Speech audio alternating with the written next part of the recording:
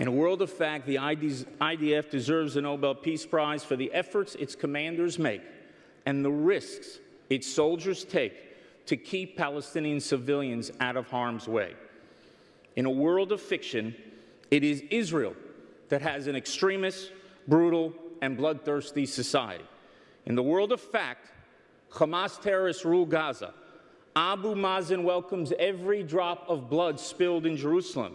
Palestinian children are educated to hate Jews, and Palestinian public squares are named after mass murderers. In a world of fiction, there never was a temple on the Temple Mount, and the Jewish people are foreign colonialists in the land of Israel. In the world of fact, the Temple of Solomon was built by the son of David 3,000 years ago in Jerusalem, and what the world calls the West Bank is the same Judea and Samaria where the patriarchs of the Jewish people prayed, where the prophets of the Jewish people preached, and where the kings of the Jewish people ruled.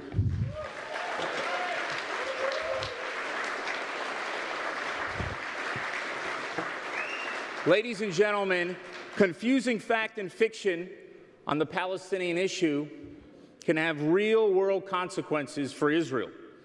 In a world of fiction, the leading powers of the world will gather together 2 weeks from now to help advance the peace process.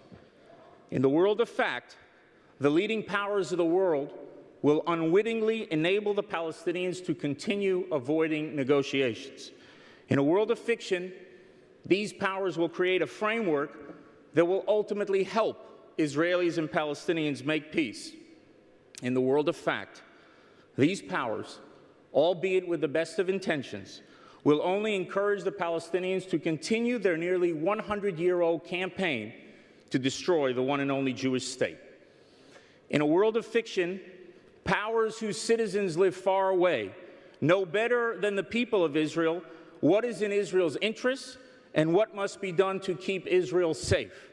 In the world of fact, these powers are ignoring the will of a free people who live in the most endangered democracy on earth and whose sons and daughters defend that democracy every day.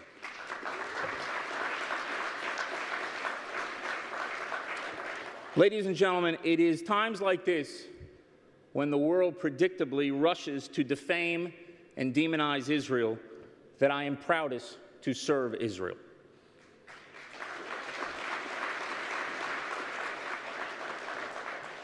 Because despite being the most maligned country on earth, Israel is the most remarkable country on earth, with a people who are moral and compassionate, with soldiers who are brave and decent, with institutions that are sound and resilient, and with a prime minister that I know is as determined as ever to secure Israel's future.